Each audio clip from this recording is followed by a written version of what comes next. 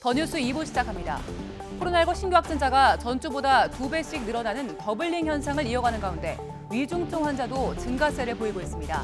오늘부터 백신 4차 접종 대상자가 50대 이상으로 확대됐습니다. 여야가 모레 국회 본회의를 열고 민생경제안정특별위원회 구성 결의안을 처리하는 데 합의했습니다. 또 20일과 21일 이틀 동안 교섭단체 대표 연설을 하고 다음 주 대정부 질문을 실시하기로 뜻을 모았습니다. 윤석열 대통령이 탈북어민 강제 북송 사건에 대해 모든 국가 사무가 헌법과 법률에 따라 진행돼야 한다며 원칙론을 강조했습니다. 야당 공세가 거센 대통령실 사적 채용 논란과 관련해서는 구체적인 입장을 밝히지 않았습니다. 장제원 국민의힘 의원이 대통령실 사적 채용 의혹과 관련한 권성동 원내대표의 발언을 공개 비판했습니다. 권성동 원내대표가 겸허하게 수용한다고 밝혔지만 이른바 윤핵관 사이의 갈등설이 다시 불거지고 있습니다. 박진 외교부 장관이 윤석열 정부 출범 이후 처음으로 열리는 한일 외교장관 회담 참석을 위해 일본을 방문합니다. 역대 최악이라고 평가받는 한일 관계를 풀기 위한 돌파구가 마련될지 주목됩니다. 장마 전선의 영향으로 남부지방에 호우특보가 내려진 가운데 많은 비가 내리고 있습니다. 서울 등 중북부 지역은 구름만 다소 지나면서 무더운 날씨가 계속되겠습니다. 이슈를 더 쉽게 풀어보는 더 정치 시작하겠습니다. 윤석열 대통령과 친분이 있는 인사나 그 가족이 잇따라 대통령실에 공무원으로 채용되면서 사적 채용 논란이 커지고 있습니다. 윤 대통령 외가 쪽의 육촌 동생은 3급 선임 행정관으로, 또 오랜 지인의 자녀는 5급 행정관으로 채용이 됐고, 또 권성동 원내대표의 지역구 선거관리위원회 아들도 9급 행정요원으로 대통령실 직원이 됐습니다.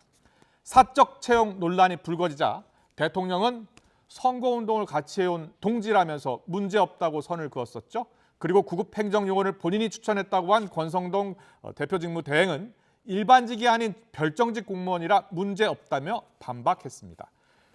그러면서 과거 정부, 문재인 정부 때도 별정직은 선거 과정에서 일해보고 능력 있는 사람을 뽑았다면서 사적 채용 프레임, 정치 공세라고 일축했습니다. 반면 우상호 민주당 비대위원장은 대통령 부부 지인들의 대통령실 채용 문제는 가볍게 넘어갈 문제는 아니라면서 어민 북송 문제와 함께 국정조사를 하자고 맹공을 폈습니다. 최근 지지율이 30%대 초반까지 급락한 윤석열 대통령, 공정과 상식, 정의를 바로 세우겠다고 약속했던 윤 대통령은 각종 논란을 의식한 듯 오늘 기자들의 관련 질문에 답변을 피했습니다. 지난해 11월 국민의힘 대선 후보 수락 연설문에서 강조했었던 공정과 상식의 그 연설 내용 듣고 오늘의 더 정치 풀어가겠습니다. 공정과 정의를 다시 세우겠습니다. 우리 사회가 공정과 상식에 입각해서 돌아가고 있다는 것에 대한 믿음, 그 신뢰라는 사회적 자본이 우리 사회의 많은 문제를 해결하고 우리 사회의 성장과 번영을 이루는 토대가 됩니다. 곳곳에 둥지를 튼 권력의 새로운 적폐, 부패 카르텔을 단호하게 혁파하겠습니다. 단식으로 결과가 왜곡되는 사회는 도전과 노력을 죽게 만드는 사회가 됩니다. 기득권의 세습을 차단하여 끊어진 계층 이동의 사다리를 다시 잇겠습니다. 네, 대통령실 사적 채용 공방이 계속 확산하고 있습니다. 대통령실에 황모 씨, 또 우모 씨 지인 아들 채용 사실이 지금 알려지면서 논란이 되고 있고요. 탈북 어민 북송 사건과 관련해서는 통일부가 북송 관련 촬영한 화면이 있다라고 밝히면서 공개 여부가 지금 이야기되고 있고, 정의용 전 실장의 경우 반박 입장문을 내놓고 있습니다. 자, 대통령실과 전면전으로 가겠다는 그런 분위기까지 읽힙니다. 오늘의 전국 현안을 짚어보겠습니다. 김영준 명지대 교수, 배종찬 인사이트 K 연구소장 나와 계십니다. 어서 오십시오. 네, 안녕하십니까? 안녕하십니까? 네, 지난해 11월 국민의힘 후보가 돼서 했었던 수락 연설 내용을 잠깐 들었는데요. 상식과 공정 이야기를 많이 했고요. 최근에 불거진 대통령실 사적 채용 논란을 놓고서는 젊은이들, 특히 이제 공무원 시험 준비하는 분들의 반발이 거센 것 같아요. 최근 논란을 어떻게 보고 계십니까? 가장 큰 거는 물론 선거 캠프에서 열심히 일한 사람이 네. 일할 수 있는 기회를 주는 거는 뭐 우리만이 아니라 전종 뭐 미국 같은 데는 아주 굉장히 보편적이에요. 예. 예를 들어서 뭐 알칸사 사단이 들어왔다든지 아니면 텍사스 사단이 들어왔다든지 전 정권에서도 마찬가지예요. 문재인 정부에 때도. 예. 근데 문제의 본질은 이거죠. 음. 지금 뭐 구급이냐 아니냐 그게 문제가 아니라 네. 이게 청탁이냐 추천이냐는 문제가 걸리는 거예요. 청탁이냐 추천이냐를 들여다봐야 된다. 그렇습니다. 만약에 이게 청탁이었다면 특히 지인 찬스를 써서 한 청탁이라면 지금 얘기한 공정과 상식에 맞지 않는다는 거죠. 네. 그런데 그게 아니라 열심히 일한 사람을 내가 추천을 했다라고 했을 때 문제는 뭐냐면 권성동 지금 원내대표의 그 쉽게 표현해서 메시지가 청탁에 가깝게 본인이 얘기를 했단 말이에요. 본인이 압력이라는 표현까지 그렇습니다. 썼잖아요. 그래서 그거는 예. 추천이 아니라 청탁일 가능성이 높다는 걸 스스로 인정을 해버린 거기 때문에 네. 문제가 될 수밖에 없고 그래서 장제원 의원도 아니다 이건 절대로 청탁을 나는 받아본 적도 없고 그러니까요. 자기가 추천에 의해서 그런 것이다라는 얘기를 하고 있는데요. 네. 작년 3월 24일 날 검찰총장을 그만둘 때도 무너져가 우리가 쌓아오는 공정과 상식이 무너졌기 때문에 다시 세우겠다고 했었고요. 그랬습니다. 예. 조금 전에 얘기했었던 후보 수락연설에서도 공정과 상식 다시 얘기해서 네. 윤석열 대통령이 대통령 될 때는 문재인 정권 때 무너진 공정과 상식을 다시 세우라고 대통령을 선출시켜 준 거거든요. 예. 근데 그게 무너지고 있기 때문에 이제 신뢰에 금이 가게 되고 나중에 말씀을 드릴 수 있겠지만은 하여튼 국정운영 지지도에서도 아주 굉장히 빠르게 큰 폭으로 추락하고 있는 게 아닌가라는 생각을 좀 하게 됩니다. 네. 백윤찬 소장님은 어떻게 보셨어요? 명분이 있어야 되겠죠. 그러니까 윤석열 대통령은 심지어는 대통령실에 사람이 많다, 줄이겠다라고 이야기를 하지 않습니까? 그래서 민정수석까지도 두지 않고 지금 법무부 장관 쪽에서 인사 검증을 할 정도입니다. 네. 그렇다면 정말 필요로 한 사람, 윤석열 대통령을 도왔더라도 정말 이 사람은 함께 일해야 돼. 그런 사람이 있습니다. 네. 그런 사람을 우선적으로 누구나 보더라도 정말 타당한, 마땅한 인사가 가면 누가 뭐라 그러겠습니까? 그런데 지금 터져 나오는 인물 중에서 어느 누가 그럴 만한 인물이 있습니까? 그러니까 오죽했으면 윤석열 대통령이 기대를 했습니다. 문재인 정부는 실망을 했기 때문에 예. 20대, 30대 취업하지 못한 공정한 기회를 가지지 못한 젊은 세대들이 우리가 공무원이 될 수 있는 방법은 애도 땡밖에 없나? 이제 또 다른 방법이 생겼습니다. 권성동 의원이라고 하는 새로운 경로가 생겼습니다. 네. 그러니까 이 정도 이야기가 나올 정도면 심각한 수준 아니겠습니까? 이걸 하지 말고 이런 접근이 있을 때 이걸 엄중하게 안 돼! 이건 안 돼! 라고 이야기해 줄 수 있는 사람이 윤석열 대통령이를 기대하고 바라고 희망하는 유권자들이거든요. 20대, 30대의 민심이거든요. 네. 그게 무너졌으니 지지율은 어떡합니까? 원성동 직무대행이 100일 기자회견 때 했던 그 발언이 이 논란에 기름을 부었어요. 지금 잠깐 저희가 그래픽으로 보여드렸는데 이게 뭐 7급 공무원인 줄 알았더니 9급 공무원이었다. 월급이 적다. 오히려 미안하다. 이런 표현까지 썼고 그리고 본인이 사실상 압력을 행사했다는 표현도 썼고요. 최저임금보다 조금 더 받는 9급이라 미안해. 이런 표현까지 했습니다. 권성동 대표가 저 발언한 것에 대해서는 어떻게 보세요? 여기에는 세 가지 문제가 그대로 작동되고 있습니다. 첫 번째는 이해 충돌의 문제입니다. 네. 누구보다도 법조인 출신이고 또 공정을 헌법 정신을 강조하는 윤석열 정부의 집권 여당 직무 대행입니다. 네. 그렇다면 다른 사람이 한다 하더라도 권성동 원내대표와 직무 대행은 하면 안 되죠. 그런데 자신의 지역구의 선관위원회 아들이다. 뭐가 문제예요? 그러면 이건 뭐에 위배가 되냐면 윤석열 대통령이 그때로 강조했던 공정의 정면 위배됩니다. 네. 마지막에 하나. 사실상 당대표 역할을 하고 있거든요. 그럼 지금 여소야대 국면에서 국회 상임위 배분조차 못하고 국회조차 정상화시키지 못한 마당에 지금 경제 엄중하죠. 지금 뭐 어느 하나 제대로 풀려나가는 게 없을 정도입니다. 지지율은 하염없이 내려가죠. 이때 이걸 차단해야 되는 막중한 임무를 지고 있는 사람이 누구일까?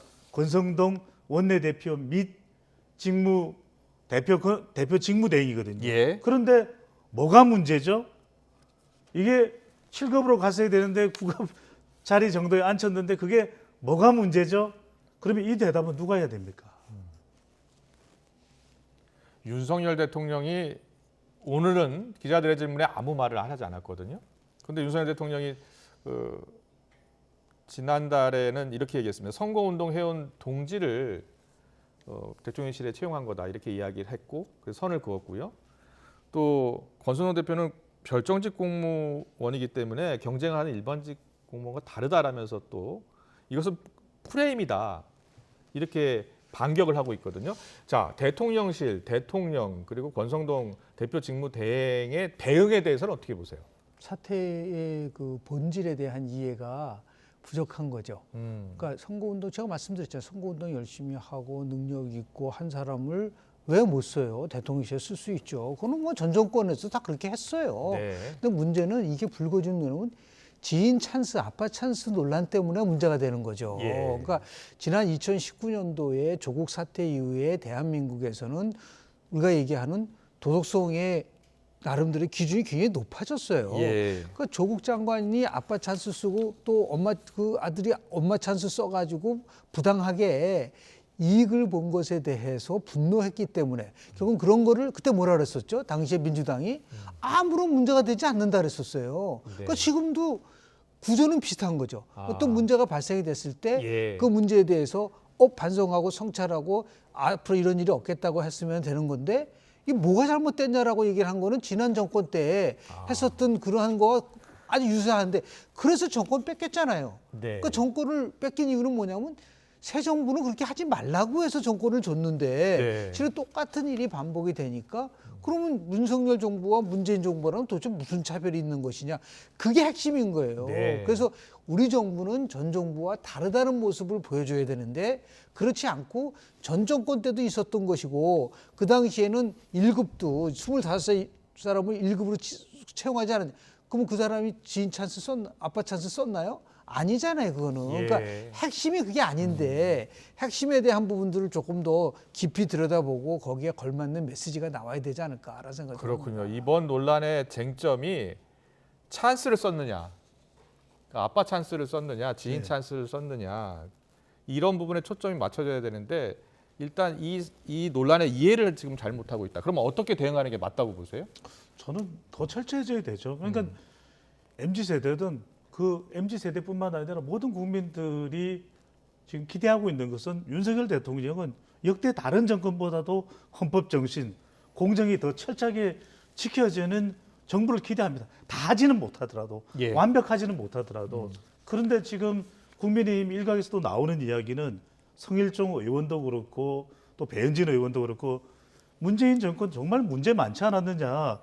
그렇습니다. 문제 많으면 역사가 평가하고 또 정치적으로 국민들이 평가할게요. 그리고 또 정권도 교체됐잖아요. 그런데 대통령 국정수행 지지율을 평가하는 질문을 잘 보십시오. 윤석열 대통령이 대통령으로서의 직무를 잘 수행하고 있는지 잘못 수행하고 있는지 아니면 윤석열 대통령의 국정수행에 대해서 평가한다면 어떻게 생각하십니까? 거든요. 여기에 문재인 정부라는 표현이 들어갑니까? 그래서 문재인 정권 잘못된 게 있죠. 그거 평가할 겁니다. 역사적으로 비판을 받을 겁니다. 그러면 그건 맡겨두면 되는 거죠. 지금 국민들은 윤석열 대통령이 잘하기를 원해요. 윤석열 대통령에게 기대했던 그 기대치가 충족되기를 원하는 것이거든요. 그래서 문재인 정권 잘못됐으면 잘못된 대로 국민들이 평가할게요. 그러니까 윤석열 대통령과 국민의힘은 어떻게 하면 윤석열 정부가 그 자체로 또 국민의 힘이 집권 여당으로서 그 자체로 잘할까에 대한 것을 이야기해 줘야 되죠. 민주당 같은 경우에는 일단 북성어민 사건과 같이 그럼 국정조사 한번 해보자라고 제안을 했습니다. 이 제안에 대해서는 어떻게 보세요? 일단은 실제로 국정조사의 그 강도가 달라요. 그러니까 달리 얘기해서 이 사적 채용이라고 이제 민주당은 주장을 하고 있지 않습니까? 이제 그거하고 마치 우리가 얘기하는 강제 북송과 동일한 차원에서 국정조사를 한다는 거는 저는 어폐가 있다고 좀 봐요. 오히려 강제 북송 문제는 굉장히 심각한, 그건 우리나라만한 문제 삼고 있는 게 아니라 지금 여러 영국의 하하 의원들도 이 문제와 관련돼서 문제 제기를 하고 있을 뿐만 아니라 국제적인 문제가 돼버렸어요. 예. 그런 식으로 따지면은 저는 뭐 사적 채용 문제와 관련돼서는 이거 하는 거 문재인 정부 때 채용도 같이 뭐 해보죠 뭐. 아, 그래서 정말 이제는 이런 일이 벌어지지 않도록 미국 같은 경우에는 어떤 식으로 이 문제를 제어하고 있는지에 대한 부분들, 그리고 더 나가서 이렇게 문제가 벌어지면요, 저는 왜 대통령 비서실장이 침묵하고 있는지 도저히 이해가 안 가요.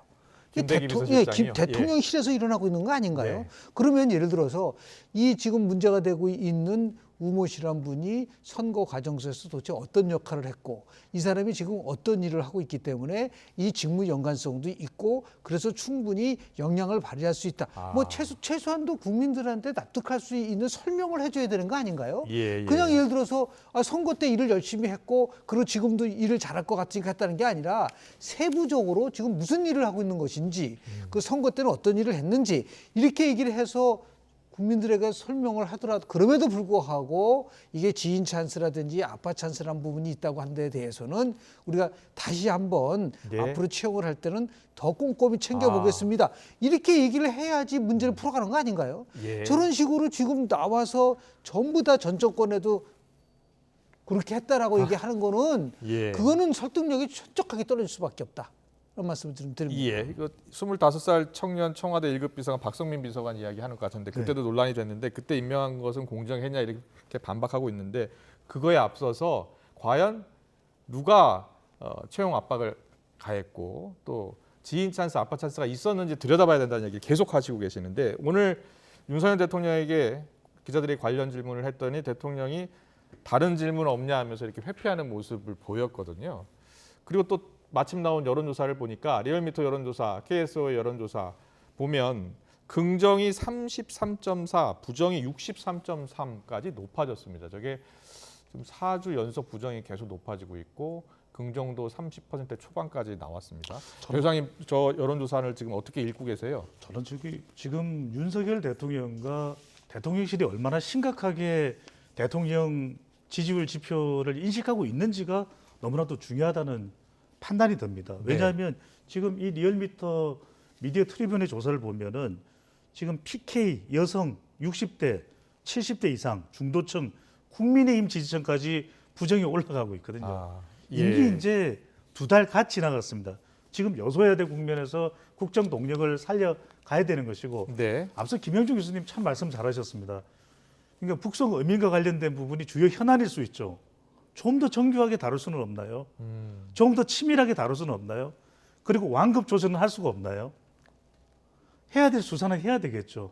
영국도 관심 가진다면서요. 예. 미국도 관심 가진다면서요. 예. 그러면 지지율을 좀 올려놓고 좀 더 이렇게 그냥 사진 훅 던져놓고 이런 것이 아니라 또 영상도 있으니까 곧 공개할 것이라고 이렇게 예고전을 할 것이 아니라 네네. 뭐가 문제가 있었으면 그래서 국민들이 이렇게 묻고 싶을 거예요.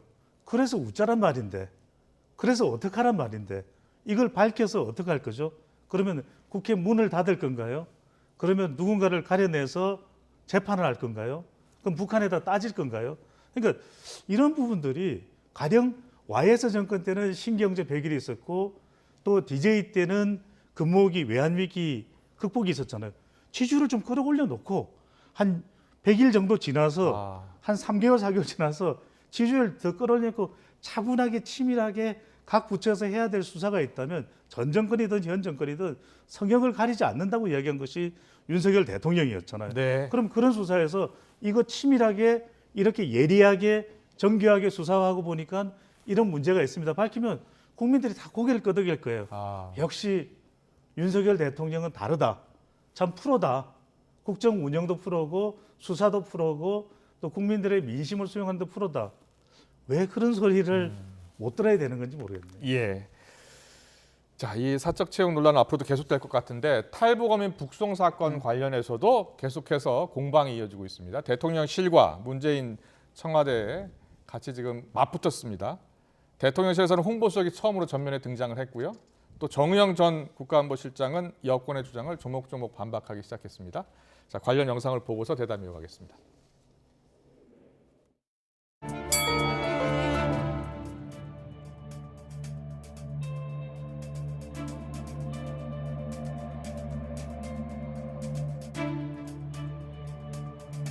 특히 이 사안의 본질은 당연히 대한민국이 받아들여서 우리 법대로 처리했어야 될 탈북 어민들을 북측이 원하는 대로 사지로 돌려보낸 것입니다.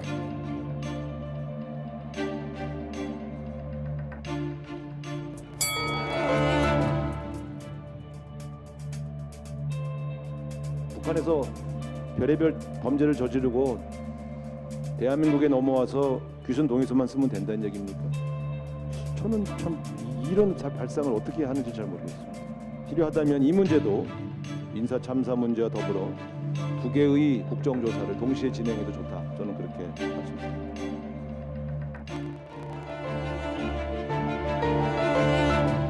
그 강제북송 사진이 공개됐는데 어떻게 보셨는지라며 검찰 국정원 조사 진행 중인데 어디에 초점을 두고 진행해야 할지 궁금합니다.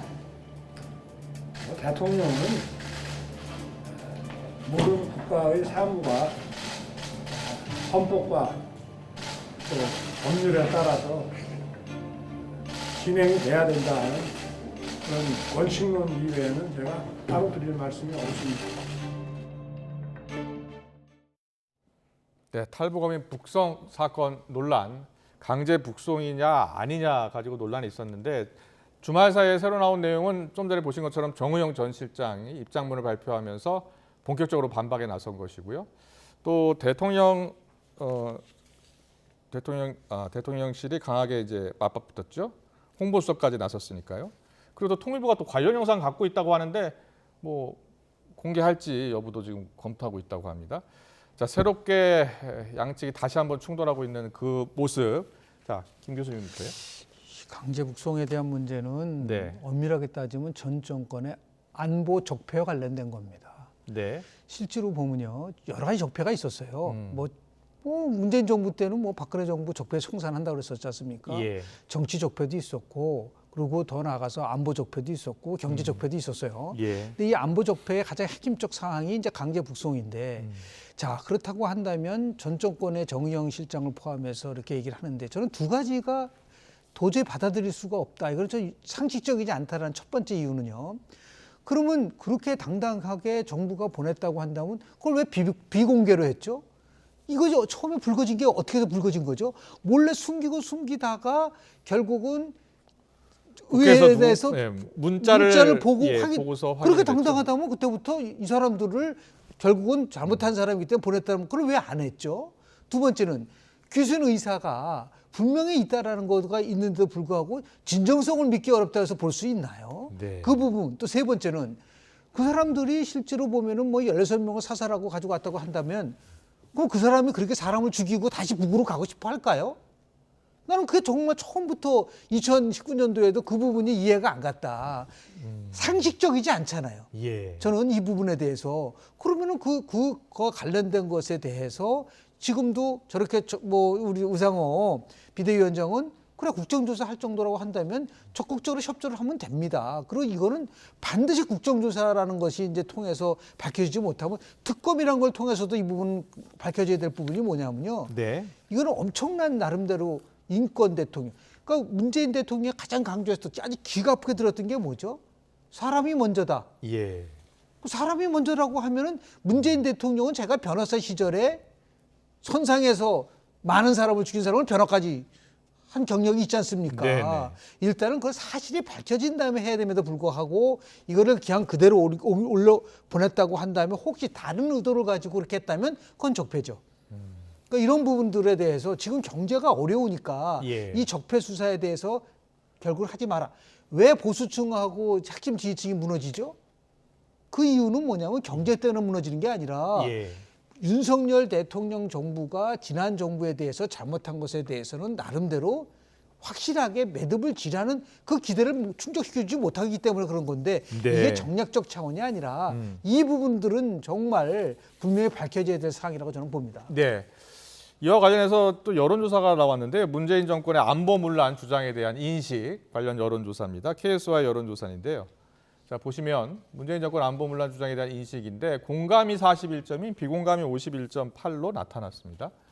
자, 부소장님 어떻게 보셨습니까? 저는 국민들이 어떤 관점으로 북송 어민 사건을 바라보느냐가 중요할 것 같아요. 네. 과연 이걸 국민들이 적폐냐 적폐가 아니냐로 볼까? 저는 그렇지 않다고 봅니다.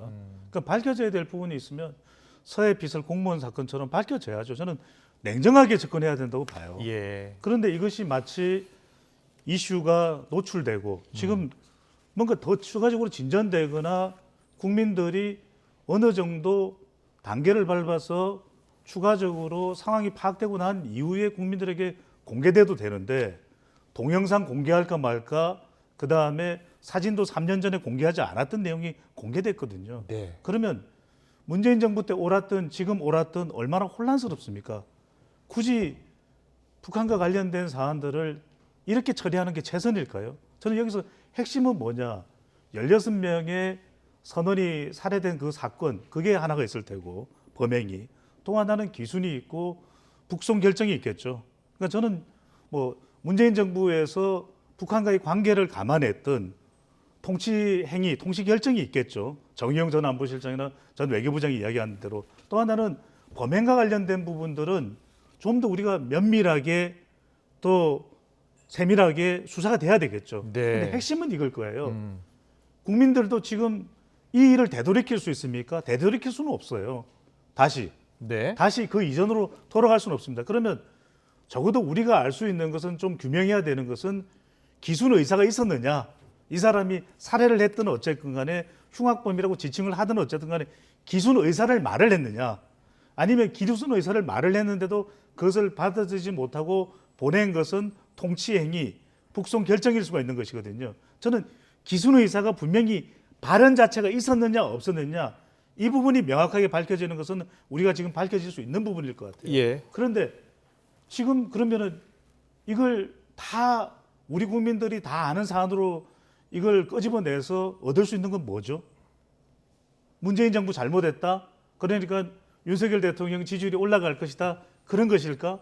저는 이 사안을 이렇게 끄집어냈다고 해서, 또는 서해 비살 공무원 이슈가 더 커지게 지금 노출이 된다고 해서 대통령 지지율이 올라가는 사안과는 거리가 멀다고 보거든요. 그러니까 이건 차분하게 이성적으로 뭐가 문제인지를 밝혀내는 것에 예. 집중이 돼야 되는 거 아닌가 싶은 생각이 듭니다. 네. 실은 지금 이게 단순하게 전 정권에 대한 안보에 대한 적폐를 수사하는 것을 넘어서서, 네.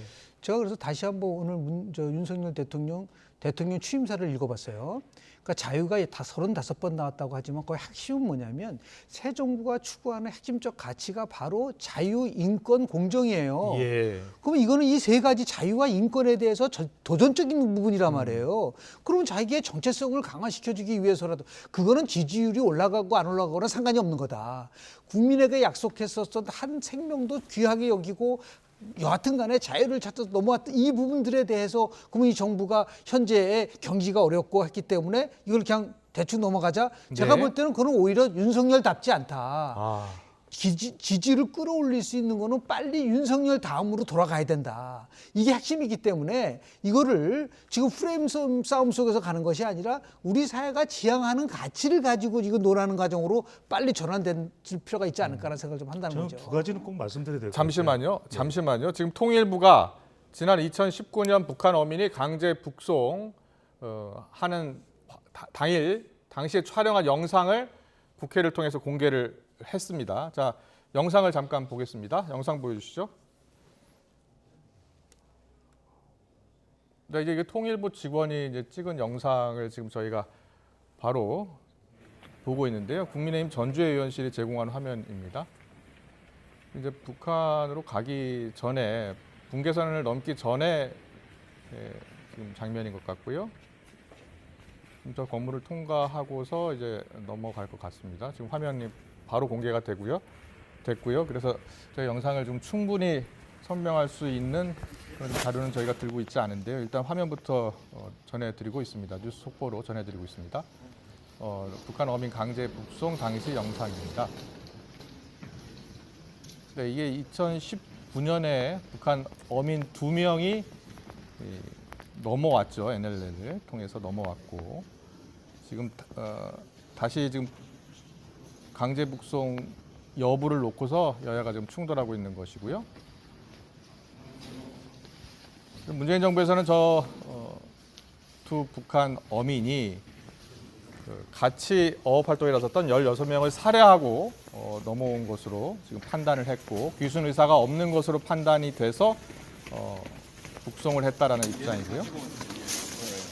네, 국민의힘은 이 북한 어민 2명이 사실상 귀순 의사를 밝혔었고 하지만 귀순 의사를 밝혔음에도 강제로 북송했다라고 주장을 하고 있습니다.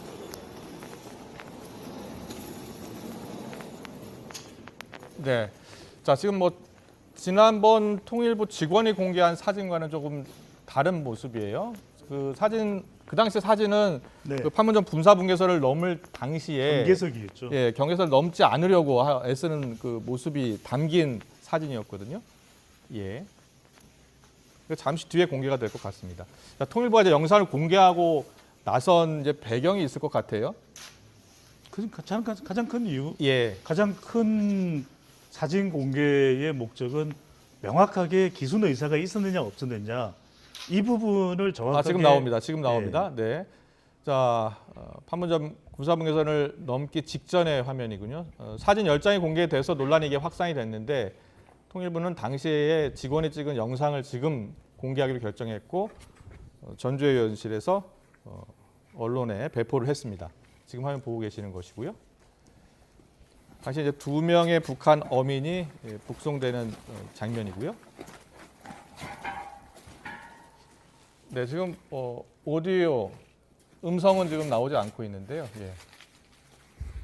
음성을 들을 수 있는지 좀 켜주시겠습니까?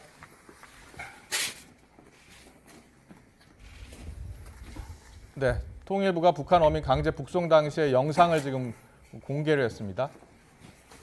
예, 북한 어민 강제 북송 당시 영상 연기고요. 지난 2019년 북한 어민이 강제 북송 당시에 대해 촬영한 영상인데요. 통일부 직원이 촬영을 했고 앞서 통일부 직원이 역시 찍은 사진 10장이 공개가 됐었고요. 네, 지금까지 통일부가 공개한 북한 어민 강제 북송 당시의 영상을 보셨습니다. 약 3분 정도 분량이 되는 것 같습니다. 지금 저 영상으로 봤을 때는 지금 북한 어민 2명이 그렇게 반발하거나 그런 모습은 아닌 것 같은데요. 어떻게 보셨어요? 실은 저는 저 사진이나 영상을 보면은 북한 어민의 강제 북송이 맞다고 보는 이유가 그럼 자기가 귀순하지 않고 하는데 저렇게 포승줄에 묶어가지고 가나요? 아니 상식적으로 좀 묻고 싶어요. 그러니까 예를 들어 저렇게 자기가 예를 들어서 정말 남한이 아니라 북한으로 가고 싶다고 한다면은 그런데 왜 이렇게 묶어서 보내죠? 저는 사진하고 영상 속에서 봤을 때 가장 기초적인 거를 묻고 싶은 이유가 저거는 분명하게 가고 싶지 않다는 것을 보여주는 게 아니냐. 그런데 자꾸만 이거를 이쪽에서는 귀순 의사가 없다고 그렇군요. 얘기를 하니까 문재인 정부 입장에서는 저 관련해서는 이제 자해 가능성이 있기 때문에 뭐 포수줄을 묶었다 이런 얘기를 하더라고요. 아무튼 뭐 입장이 갈리고 있기 때문에 이 부분은 정확하게 저는 그래서 제가 말씀드린 게 뭐냐면 이 부분이 대충 처리가 돼서 되는데 공감하는 의견은 아니에요. 그러니까 대신에 차분하게 전달되지 이것이 감정적으로 격앙돼서 우리가 처리될 일은 아니라는 말씀을 드리는 이유가 분명히 그때 이 북송 어민 기순 의사를 밝혔다면 그 사람들도 가고 싶지 않았지만 북송 결정을 한 것은 문재인 정부에서 북송 결정을 했죠. 한 거예요. 해서 보낸 겁니다. 그게 통치 행위가 됐든 어쨌든 이 부분이 규명이 돼야 되겠죠. 그래서 제가 아까 말씀드린 것이 기순 의사를 분명하게 말을 했느냐 아니면 말을 했다 하더라도 그것을 받아들일 수도 없었다라고 이야기를 했기 때문에 그 부분에 대해서 정확하게 규명되면 돼요. 그런데 자 지금 이렇게 화면이 공개되고 사진이 공개되면 분명히 상당히 감정적으로 접근될 수 있단 말이죠. 그렇기 때문에 지금 우리가 화면이 나가고 있기 때문에 아까 소개해드린 여론조사 결과는 안 나가겠지만 문재인 정권의 안보문란에 대해서 비공감이 51.8%잖아요. 그러니까 우리 국민들도 민도가 적어도 이런 이슈가 있었을 때 아무런 생각 없이 응답하지 않거든요.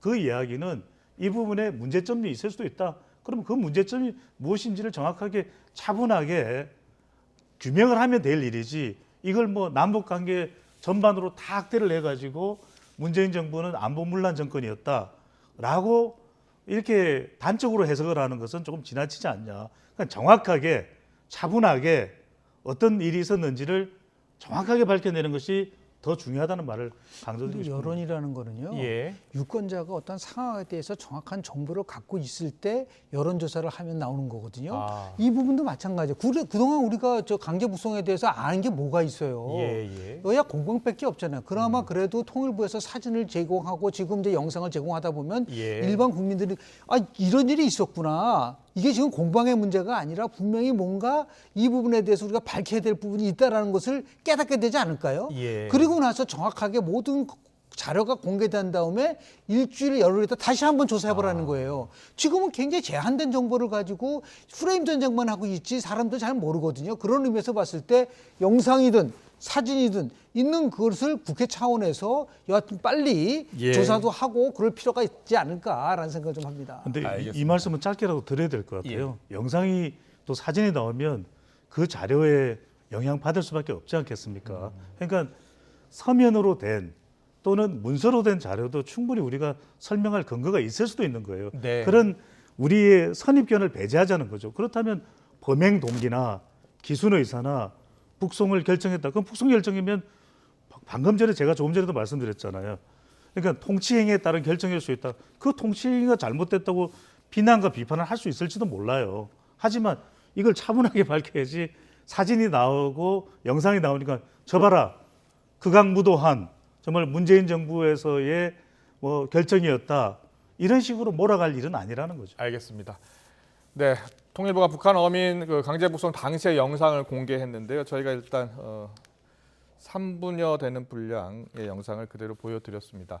앞으로 탈북어민 강제 북송 논란 관련해서는 계속해서 공방이 이어질 것 같습니다. 김영준 명지대 교수님 그리고 배종찬 인사이트 연구소장과 짚어봤습니다. 오늘 말씀 잘 들었습니다. 감사합니다. 고맙습니다. 감사합니다.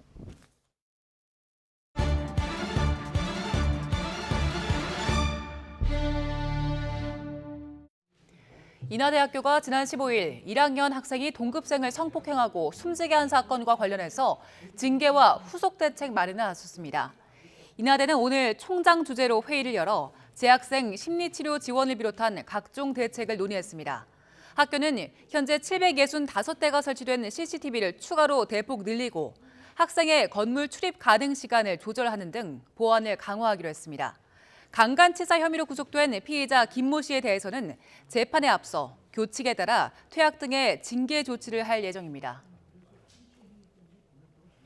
노동시장 개혁의 우선 추진 과제인 주 52시간 근무제도와 임금체계 개편을 논의하기 위한 미래 노동시장 연구회가 출범했습니다.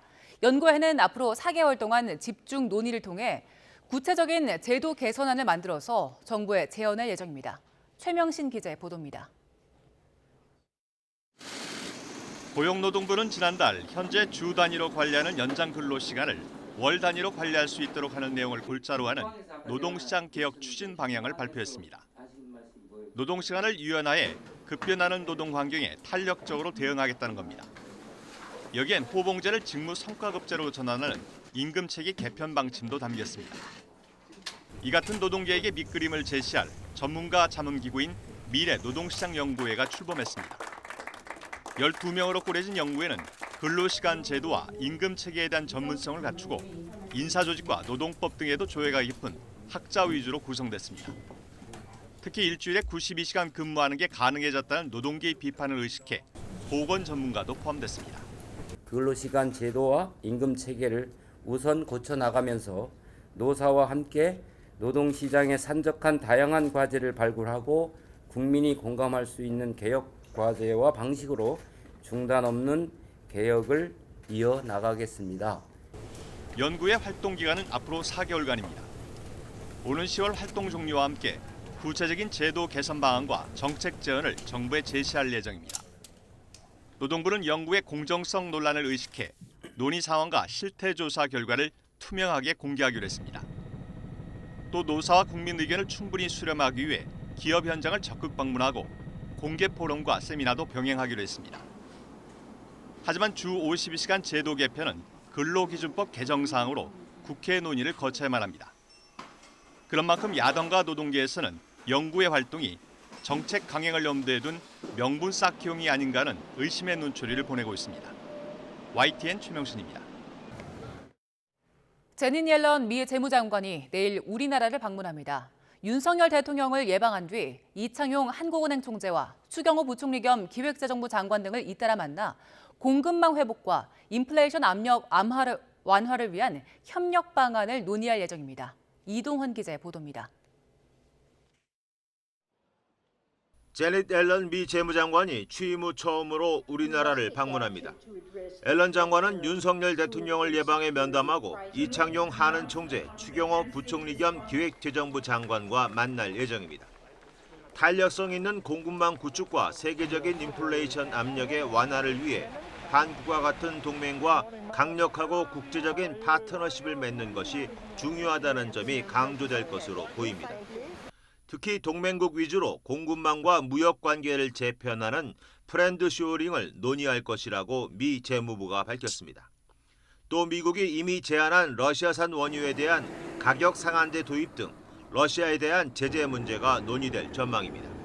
A price cap on Russian oil is one of our most powerful tools to address the pain that Americans and families across the world are feeling at the gas pump and the grocery store right now. 옐런 장관은 1박 2일의 방한 기간 동안 여성 기업인들과도 만나 여성의 경제활동 참여 확대 방안 등에 대해 의견을 나눌 예정입니다. 또 최근 미국 내 전기 자동차용 배터리 제조시설 투자 계획을 발표한 LG그룹을 방문해 관련 시설을 둘러볼 예정입니다. 장관 취임 후 인도네시아 발리에서 열린 G20 재무장관 회의를 계기로 첫 인도태평양 지역 순방에 나선 옐런 장관은 회의 전 일본을 방문한 데 이어 한국 방문을 끝으로 이번 순방을 마무리합니다. YTN 이동원입니다.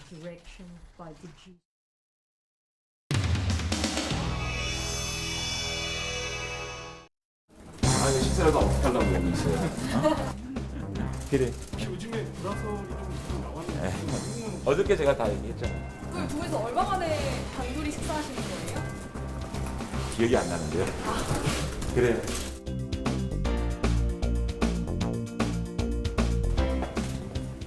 어떻게 해야지 평소와 다름없다는 모습을 연출해 줄 수 있지? 윤석열 대통령 성공을 위한 뒷받침을 잘 하는 걸로 그런 얘기를 많이 했습니다. 그 지지율 하락에 대한 아니 우리 오늘 개인적인 그런 얘기는 한 적이 없고 두 분이서 불화설 관련해 한번 두 분의 분석은 왜 나온 것 같아요? 불화 갈등 없다고 어저께 얘기했잖아요. 평상시와 같이 다음에 또 언제 만나요? 다음은 내가 약속이 워낙 많아가지고 점심 저도 거의 약속이 있으니까 저도 바빠요. 너도 바쁘니까 서로.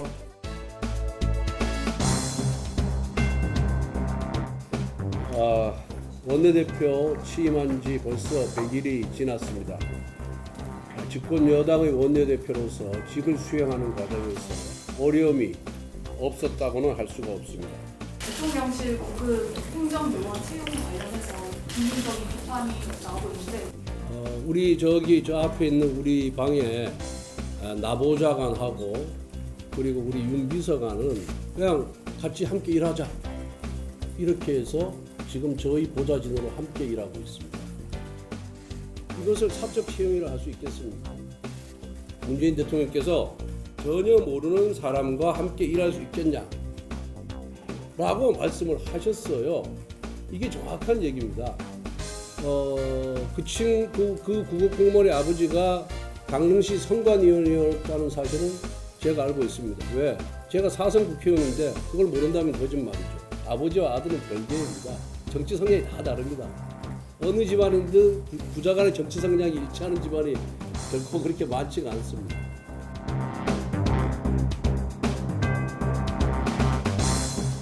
저도 성이 우십니다만 요즘 우시들이 조금 떠오르는 것 같습니다. 이상한 변호사 우영우 드라마도 많이 회자되고 있는데 강릉 우모 씨라고 지칭하겠습니다. 강릉 우모 씨 썼는데 무슨 문제냐 자꾸 이렇게 이야기하셔서 조국 전 장관의 따님 문제로 시작해서 그 수사를 했던 윤석열 대통령의 이 공정은 그럼 뭐였습니까? 그 말들 잘 보내주십니까? 일단 채용 논란에 윤석열 씨 공정이 무너졌다라 국정조사 요구 목소리까지 있는데 혹시 다시 인사 전반에 짚어볼 계획 있으신지요? 다른 말씀 또 없으세요? 자, 채용 얘기는 안 해주시는 건가요?